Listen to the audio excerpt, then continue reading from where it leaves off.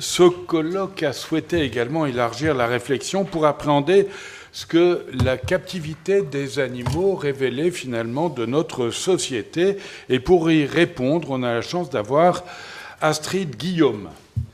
Bonjour Astrid, vous êtes...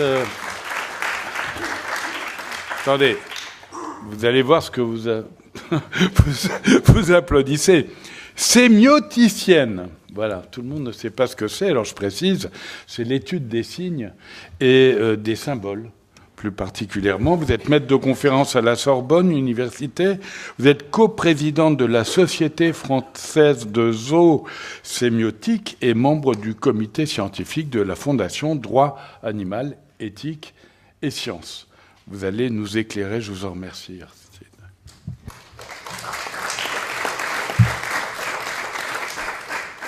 Merci Alain Bougradubourg et merci à Madame la députée Claire Aupetit et à l'association Paris Animaux Zoopolis pour l'organisation de cette journée très importante. Alors elle est essentielle bien sûr pour les animaux sauvages, mais pas que, puisqu'elle est également importante pour la société et donc pour l'humanité. Elle est une société qui est actuellement en pleine mutation, mutation sur les questions de loi bien sûr, sur les questions de bien-être animal et sur les questions de préservation de la biodiversité en danger. Alors, la zoosémiotique, comme Alain Bougradubourg l'a dit, c'est effectivement l'étude des signes. Enfin, la sémiotique, c'est l'étude des signes, bien sûr, des symboles, du non-dit, de l'implicite, de tout ce qui est association d'idées.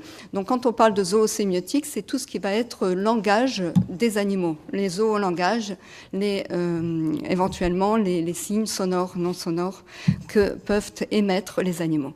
Donc, je disais, la société est actuellement en mutation, puisque de plus en plus de pays interdisent les animaux sauvages dans les spectacles. Dernièrement, comme nous le disions, c'était le Portugal qui légiférait sur cette question. Il y a en France également de plus en plus de communes qui interdisent la mise en place ou l'installation de cirques itinérants sur leur sol. Ce qui leur coûte parfois, ce qui génère parfois des conflits justement entre élus et circassiens.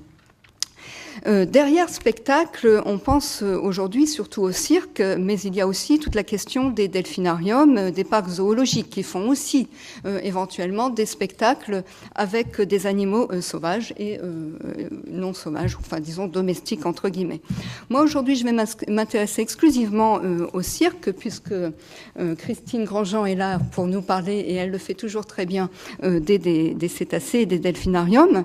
Donc les cirques s'inscrivent. Pourquoi c'est problématique cette transition dans la société? Parce que les cirques s'inscrivent dans l'histoire, dans une tradition sociétale, et tout ce qui s'inscrit dans la tradition, dans l'histoire, n'est pas simple à changer. On le voit sur le plan des religions, sur le plan de toutes les traditions en général. Donc il faut non seulement une prise de conscience et de véritables changements structurels et économiques.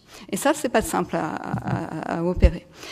Donc, on va voir un petit peu que finalement les cirques s'inscrivent dans l'histoire depuis l'Antiquité. Alors, sous l'Antiquité, on avait plutôt, vous voyez, des arènes. Les arènes, vous vous en souvenez, c'était des lieux circulaires. C'est de là que vient l'étymologie du cirque, puisque le cirque est circulaire. Alors, la différence avec ce que nous voyons aujourd'hui sous l'Antiquité, c'était qu'il y avait vraiment des combats qui conduisaient à une mise à mort.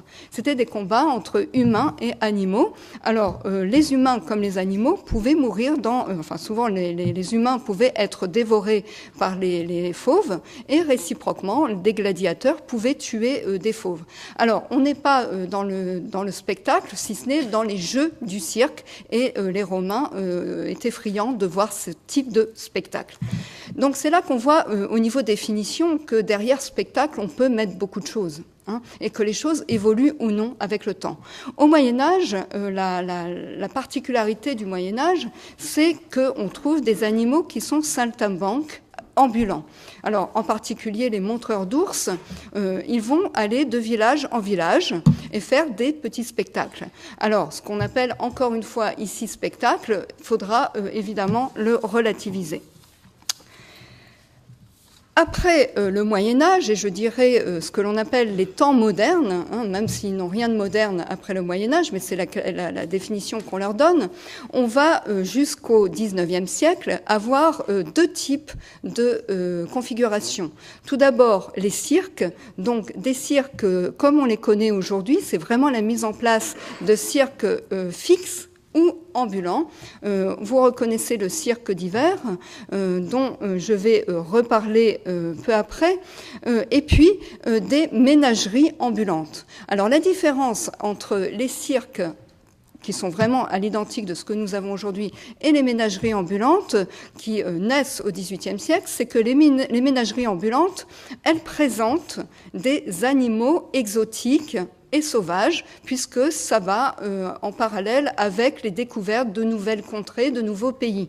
Donc on montre à la population des animaux qu'ils ne connaissent pas. Ils ne font pas de spectacle, ces animaux-là, mais ils ont été dressés, ce qui veut dire qu'ils ont été cassés psychologiquement, et là j'appuie sur les mots. Moi, ce qui m'intéresse, ce sont également les mots qu'on utilise. Ils sont donc cassés psychologiquement pour qu'on puisse montrer des animaux. Vous voyez là cette représentation avec cet homme qui porte un crocodile. Il est évident, sur les épaules, il est évident qu'on ne peut pas porter un crocodile aussi facilement s'il n'a pas été attaché, cassé, et l'éléphant, c'est la même chose. Donc, ménagerie ambulante d'un côté, et de l'autre, les cirques. Alors, c'est, comme vous le voyez, quelque chose qui est quasi ancestral. La manipulation d'animaux exotiques, sauvages. Et pour cause, on a des édifices. Vous voyez là le cirque d'hiver et le cirque Jules Verne d'Amiens. Ce sont des édifices qui font partie du patrimoine architectural français. Donc, il est difficile de faire bouger ça parce qu'il y a de la pierre aussi. Il n'y a pas que de la pierre, mais il y a aussi de la pierre. Alors, aujourd'hui, le cirque d'Amiens, on y fait des spectacles avec des stars. C'est le cas aussi dans le cirque d'hiver. Mais ça permet, le fait qu'il y ait de tels édifices dans certaines villes appuie un blocage psychologique, je dirais, pour qu'il y ait une évolution qui n'est pas celle que nous espérons. Alors, en parallèle, aujourd'hui, on a évidemment toujours les cirques avec des animaux sauvages qui sont itinérants, donc avec de très grands chapiteaux, mais également des cirques qui s'installent dans les communes de manière tout à fait illégale. D'ailleurs, très régulièrement, c'est le cas à Paris, et il ne se passe rien, on n'arrive pas à les faire bouger. Ils s'installent sans autorisation légale pour le faire. Alors, ce qui génère des situations tout à fait catastrophiques. Là, vous trouvez un éléphant qui se retrouve à Clermont-Ferrand au milieu de la nationale, ou bien vous retrouvez des animaux qui sont sur des parkings de supermarchés. Tout le monde a vu des animaux sauvages en train de brouter sur l'herbe, ou en tout cas attachés à des chaînes sur le bord des routes. Alors ça, évidemment, c'est plus du tout tolérable ni acceptable. Aujourd'hui, pourtant, on a une vraie évolution qui est en train de s'opérer. Alors, il y a des cirques déjà qui fonctionnent sans animaux, comme le Cirque du Soleil, qui est connu et réputé pour cela.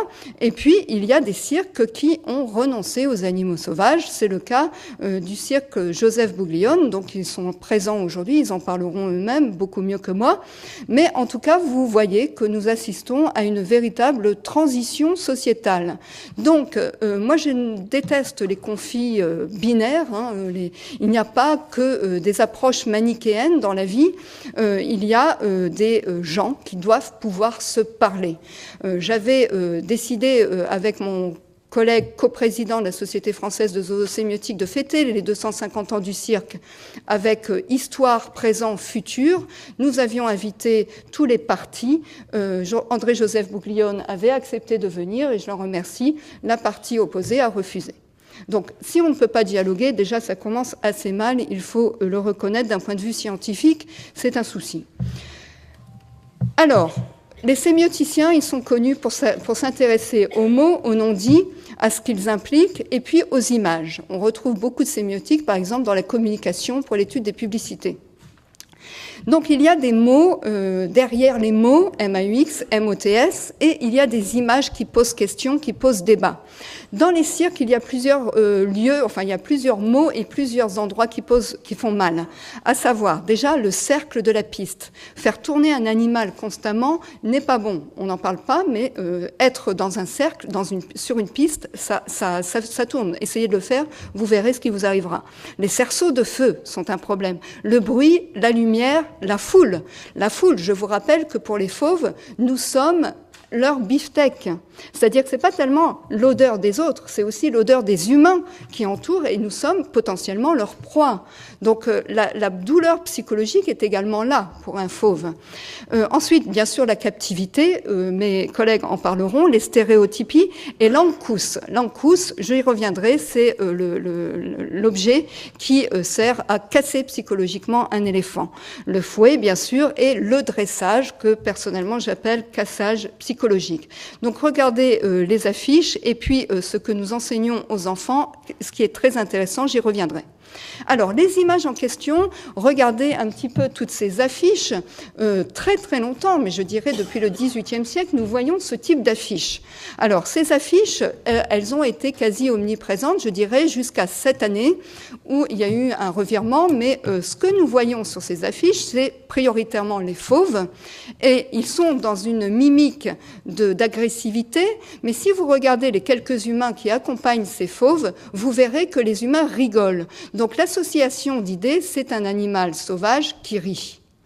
Alors qu'au contraire, il est féroce. Donc il y a cette ambiguïté au niveau du message véhiculé qui est à mon avis un peu malhonnête. Donc là, on avait une prédominance sur ces animaux. Alors c'est de la peinture. On est d'accord que ce ne sont pas des photos réelles d'animaux sauvages. Et ça fait la différence. Parce que si ça avait été des animaux réels, on n'aurait pas du tout eu la même impression. Alors regardez vers quoi on s'oriente depuis cette année. Depuis cette année, on trouve de nouvelles campagnes d'affiches pour les cirques où on ne voit plus du tout les animaux sauvages, voire on les a remplacés pour attirer les enfants qui sont très friands de préhistoire par des animaux du Jurassique. Donc là, on est dans la manipulation, dans la communication qui est, à mon sens, assez orientée. Parce que sur Arlette Grus, là, vous voyez qu'il y a effectivement 2 animaux sauvages. Ils sont tout petits, on les voit à peine par rapport aux anciennes affiches. Effectivement, il n'y a pas de comparaison. Alors, je me dépêche. Ensuite, si nous regardons les jouets qui sont adressés, qui sont destinés à nos enfants, la formation des imaginaires se fait entre 0 et 6 ans. Tout le monde le sait, l'école maternelle, c'est une époque fondamentale pour le développement de l'enfant. Ces jouets, dont je ne citerai pas la marque, mais vous la voyez, sont vraiment très bien orientés pour formater déjà les enfants à s'habituer à voir les animaux dans des cages, dans des cerceaux de feu et avec le fouet. Et vous remarquerez aussi que c'est pareil pour les coloriages et puis pour tout ce qui est découpage. Donc on voit déjà des animaux qui sont très heureux en plus. Vous voyez le sourire qui est associé. On est dans le Walt Disney pur et ensuite les enfants ne voient plus du tout le problème puisqu'ils n'arrivent pas à dissocier. Pour moi, ces jeux devraient être tout simplement interdits. Donc c'est pas compliqué. Et vous voyez même sur cette diapo qu'on a l'ankus également, qui est l'objet qui est utilisé pour casser psychologiquement les éléphants.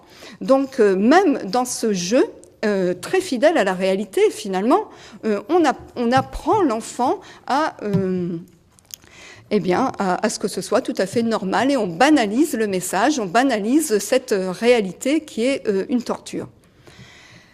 Alors, finalement, qu'est-ce que l'on fait avec les animaux de cirque ? Eh bien, on essaie de reproduire ce que l'on trouve dans les dessins animés, tout simplement. Si vous voyez, là, vous avez Oui qui fait son cirque, que fait l'éléphant dans le dessin animé ? Il fait exactement ce que nous allons retrouver sur une piste de cirque. Alors, d'un point de vue éthique, d'un point de vue pédagogique, d'un point de vue éducatif, c'est une catastrophe. C'est une véritable catastrophe. Donc, finalement, quand vous voyez des petits singes qui font du vélo, ou même des ours qui font du vélo, l'idée, c'est quand même de transformer des animaux vivants en personnages de dessins animés ou en personnages de bandes dessinées.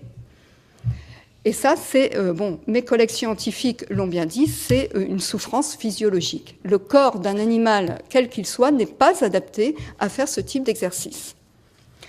Alors, et en plus, tous les ans, il y a, ce qu'on peut dire, ce ne sont pas des accidents, ce sont juste des animaux qui essaient de s'échapper, c'est leur droit. Tout animal enfermé a envie de sortir pour retrouver sa liberté. Il y a tous les ans des gros soucis, comme c'était le cas dernièrement au Mexique, un éléphant qui a dû être abattu parce qu'il s'est sauvé, il s'est retrouvé sur une route. En France, eh bien sûr, la tigresse qui s'était échappée, Mary, et qui s'est fait aussi abattre. En Russie, si vous regardez tous les réseaux sociaux en Russie, en Chine, il ne se passe pas une année où il n'y ait pas 2-3 graves accidents dans les cirques, des fauves qui arrachent les visages d'une petite fillette. En Chine, un éléphant qui a piétiné son dompteur. Enfin, des catastrophes qui pourraient évidemment être évitées si les animaux sauvages n'étaient pas dans ces spectacles. Donc, on voit bien qu'il y a une évolution de la société. L'évolution de la société, elle n'est pas nouvelle, parce que je vous rappelle que la LFDA, donc la Fondation Droit Animal, Éthique et Sciences, avait déjà à l'UNESCO en 1978 fait la Déclaration universelle des droits de l'animal. C'était il y a 40 ans. Alors, cette Déclaration universelle des droits de l'animal, elle a été rafraîchie cette année à l'occasion des 40 ans, il fallait la rafraîchir, mais malgré tout, elle existait. On a également une autre Déclaration des droits de l'être sentient, qui là n'a pas été pensée par des scientifiques, mais par la population. J'ai moi-même participé à l'article 10, donc vous la trouverez sur le blog de Mediapart. J'ai participé à l'article 10 qui parle de l'humanimalisme, un humanisme respectueux de l'animal. Alors, c'est pas de l'humanisme, c'est pas de l'animalisme, c'est on est ensemble, on se respecte, on respecte nos intelligences respectives. Donc, la société est en train de bouger. Nous avons des associations qui s'engagent, des associations grand public. Bien sûr, Paris sans captivité animale, c'était la première démarche de Paris Animaux Zoopolis. C'était comme ça que nous nous étions rencontrés. Et puis, des associations qui s'engagent plus sur le plan scientifique. Nous avions écrit une lettre ouverte dans Le Monde le 23 août. Il y a eu une réaction par les syndicats du cirque à cette lettre. Les syndicats du cirque et les circassiens nous ont répondu assez violemment, il faut le reconnaître, et nous avons répondu, en tout cas j'ai répondu avec un éthologue de Strasbourg, Cédric Sueur, à cette réaction. En fait, dans la lettre des circassiens, ils utilisaient des mots qui étaient, pour mon sens, de la prestidigitation lexicale. À savoir, ils transformaient dressage en formation ou éducation, fouet en objet de folklore, ancus en objet de folklore et animaux en cage en sportifs de haut niveau. Donc, je n'ai pas les mêmes définitions des mots. Ensuite, les évolutions des lois et respect des lois, il faut bien sûr tous les revoir et je passe parce que je n'ai pas le temps. Mais je vous remercie de votre attention. En tout cas, ce que l'on peut retenir, c'est que l'animal n'est ni un clown, ni un personnage de bande dessinée ou de dessin animé.